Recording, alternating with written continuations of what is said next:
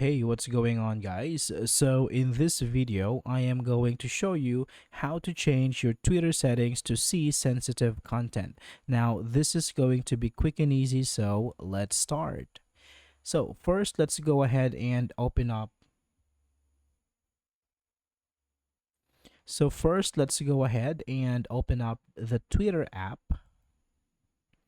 Now, once you're here, you can tap on your profile picture on the upper left corner and tap on settings and privacy.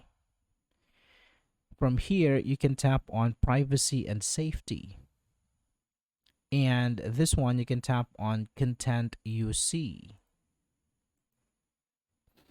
Now here, from the one that says display media that may contain sensitive content, you just need to toggle this switch to on. Oh, right there. Now this is how you can change the setting to see sensitive content.